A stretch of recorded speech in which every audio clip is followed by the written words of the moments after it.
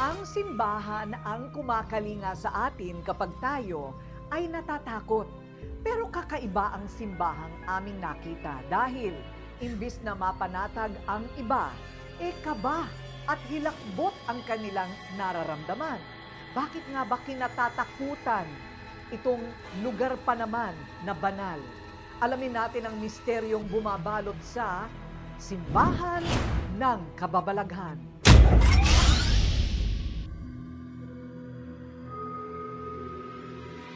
Mahigit 100 taon nang nakatayo ang kapilyang ito sa Barangay Balayong, Malolos, Bulacan.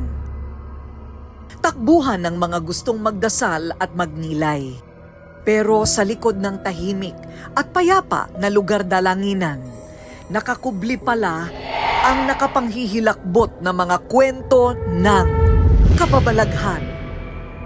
Anong misteryo ba mayroon ang kapilya ng Santa Cruz? Taong 1903, nang itatagang kapilya ng mga unang residente ng Barangay Balayong na pawang mga magsasaka. Palaging dinadagsa ang kapilya ng mga deboto mula sa iba't ibang lugar tuwing Semana Santa para sa tradisyonal na pabasa.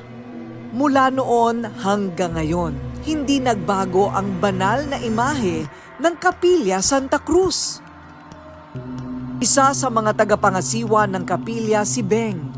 Mahigit 30 taon na siyang deboto ng simbahang ito. Mula pa noong 10 taong gulang pa lamang daw siya, nakaugalian na niyang mag-alay ng bulaklak sa Birhen tuwing Flores de Mayo. 2018 nang siya'y maging Hermana Mayor sa kanilang fiesta, kaya madalas ginagabi siya noon sa simbahan para maghanda ng mga gagawin sa okasyon.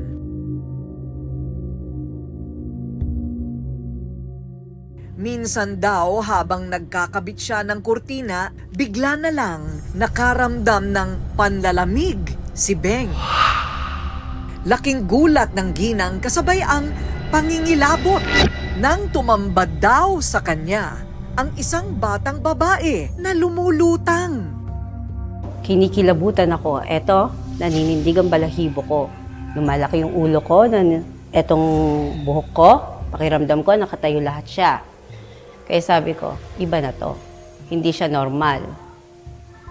Kasi ang bata namin kasama ay nasa labas nagagawaan, yung iba nandito naglalampaso.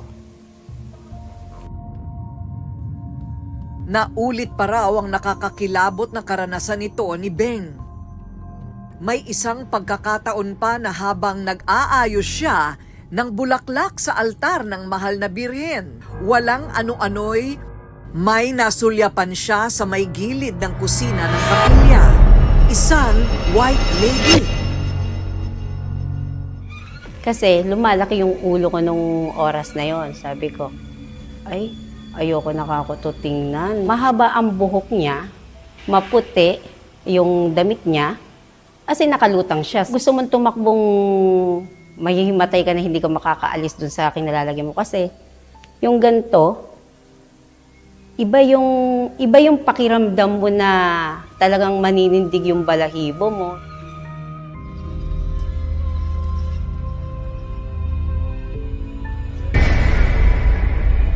Madalas din daw mapansin ni Beng at ng kanyang mga kasama na nagagalaw o di kaya nawawala ang mga gamit na naligpit na, gayong wala namang ibang tao doon. Ibang gamit na lilipat, halimbawa hinanap namin, wala doon, hindi makita. Na doon naman sa kabila, napupunta rin sa kabila. Minsan talagang hindi po namin makita. Pag hindi namin makita, kung kailan hindi namin hinahanap, doon naman namin nakikita. Tila pinaglalaroan sila ng kung sinong hindi nila nakikita. Parang may dumadaan. Ganun. Ang lay minister at tagapangalaga ng kapilya na si Mang Tony, na siya ring tagasara ng pintuan sa simbahan. 20 taon nang nagsisilbi sa kapilya si Mang Tony. May kwento ring kakatwa na kanyang naranasan. Hangin na biglang dadaan gano'n. Yun lang naman sa likuran ko bilang andun nga ako sa likuran. Sa kwarto na yun, sa Christie.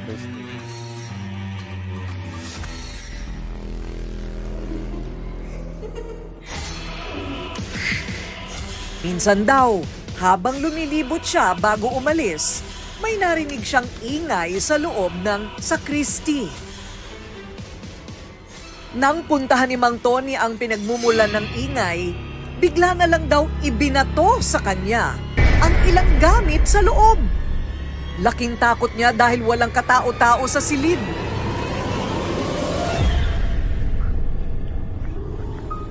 May kakaibang karanasan din si Dre, miyembro ng isang samahan ng simbahan.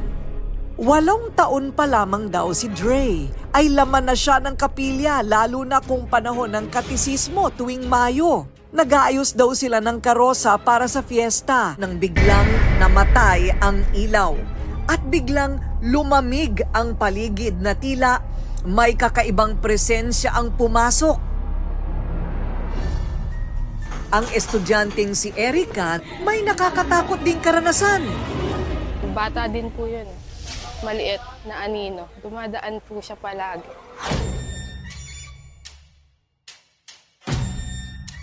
Kwento pa ng mga taga-barangay Balayong kahit daw sa paligid ng kapilya ng Santa Cruz, may mga nagpapakita ring mga nilalang na nakakapanghilakbot.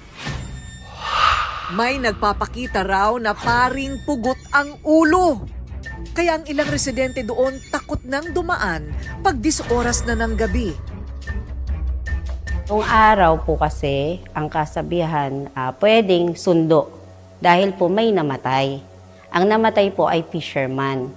Paanong nangyari na ang isang banal na lugar na tulad ng isang simbahan ay maaari palang pamugaran ng mga kaluluwang ligaw na hindi makarating sa kanilang paroroonan? Habang kumukuha ng video at nagsasagawa ng interview ang Rated Corina sa kapilyang ito, ay nagpakita sa isa sa aming kasama ang isa daw nilalang. Ano naman ang nilalang na ito?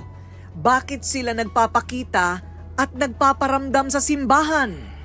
Ang kasagutan sa mga katanungan sa kwento ng kababalaghang ito sa simbahan ng Santa Cruz, malalaman na sa pagbabalik ng Rated Corina. Pakialamero kayo! Kapag sinabi ko, kailangan totoo. Walang dagdag, walang bawas, walang kasinungalingan. Galit kasi ako sa manloloko, sa sinungaling at sira sa salita. Ang lakas maka-unprofessional ng walang integridad. Ganon din dapat sa pagpili ng sabon para sa mukha at balat ng sarili nating katawan. Dapat sigurado, dapat kumpleto, dapat epektibo. Kaya ang payo ko sa inyo, huwag iasa sa mga bolero ang kutis na pinapangarap ninyo. Dito kayo sa may kredibilidad, integridad, proven and tested, Skin Pro.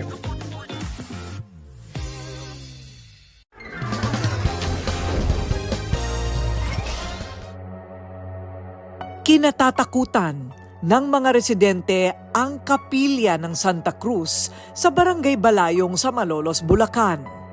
Dahil daw sa mga ligaw na kaluluwang nagpapakita dito at nagpaparamdam.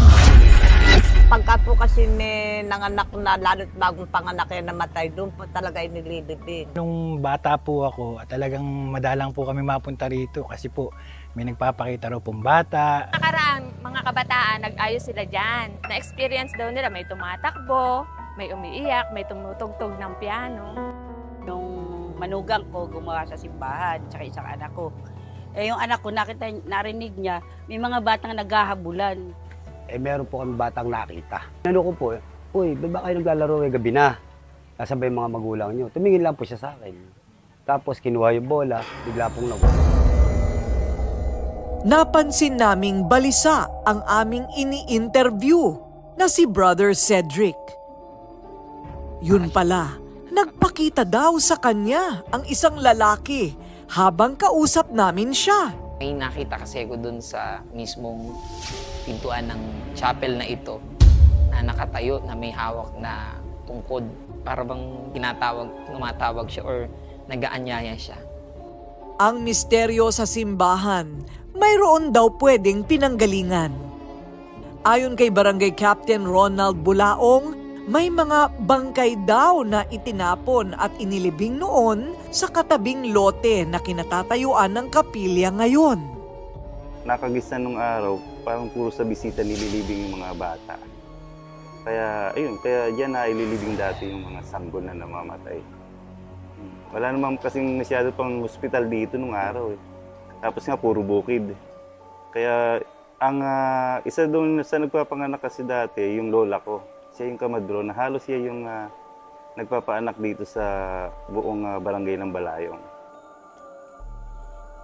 Para mas maliwanagan ang lahat sa kababalaghang ito, sumangguni kami sa isang kinikilalang paranormal expert para malaman kung anong mga nilalang ang umano'y gumagambala sa kapilya at bakit sila namamalagi dito. Dito medyo medyo bagalan natin.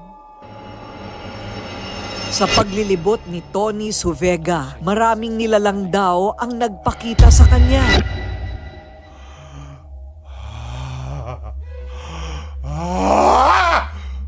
Alamero kayo! Lolo, sandali po. Isa lang po itong paglalahad ng katotohanan ng lugar ninyo. Hindi po kami nakikialam, Lolo. Pasensyahan nyo na kami. Pagpasensyahan nyo na kami. Huwag po kayong mag-alala. Matatapos na po yung ginagawa namin. Huwag po kayong mabubugnot. Hindi po ba nakakabawas ng kabanalan ng isang simbahan? Masasabi ko na hindi yun makakabawas kung hindi makakadagdag pa ito kasi dinadayo siya ng mga engkantado na puti. Kung hindi sila dinalaw ng mga engkantadong puti, the lesser naman. So ito po ba yung mga kaluluwang ligaw na hindi po tinanggap sa langit at ngayon nandito sila sa lupa? Tama ang sinabi mo. Mga kaluluwang gala ang tawag. Mga kaluluwang gala sila at sila ay kumbaga expired na siya ng ganitong panahon. Hindi siya umakyat ng langit. Earthbound ka. Ayun. Maraming earthbound souls doon. Ito'y nagiging daan lamang na sabi nga ay sa ating mga mananampalataya ay talagang ito ay way na kung saan ay sa buhay po natin talaga napakahalaga na lang ng malasakit natin. No, lalo na sa ganito mga lugar, meron talagang hindi tayo nakikita at meron naman talagang nakikita. Kaya napakahalaga na tayo ay gumagalang, rumirespeto at nagbibigay ng paggalang sa isang lugar. Kathang-isip man o totoo, patunay lang na mayroong mga bagay sa mundo na mahirap talagang ipaliwanag kahit pa sa mga banal na lugar. Pero umaasa ang mga residente dito na sa kanilang patuloy na pagdarasal at patuloy na pananampalataya. Ang mga kaluluwang ligaw at hindi makatawid sa kabilang buhay ay makakahanap sa wakas ng katahimikan at katarungan. Sa ngalan ng Ama, Anak at Espiritu Santo.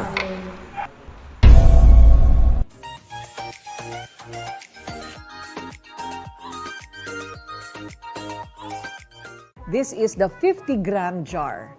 Ay, proud ako. Lumaki na siya. Level up na. More magic in a bottle. Yung 15 grams, dito na siya sa loob ng pampakit. Okay? Mawawala na yung 15 grams. Ito na ang available sa market ngayon. Parang tumerno na rin siya dito. Ayan. Ito naman ang K-Magic Skin Cream for Body. Anong pagkakaiba ng dalawa? Ito, pwede ito sa mukha. Okay na okay lang din sa face. From head to toe. Pero, hindi kasi pwedeng masyadong matapang ang exfoliation pagka sa ibang parts ng katawan. Like kilikili, sensitive ang skin yan, di ba? So, ang face cream, mas nakaka-exfoliate kasi kaya yan ng ating neck and face. So that's the main difference. My two superstars, the K-Magic Skin Cream for face and body.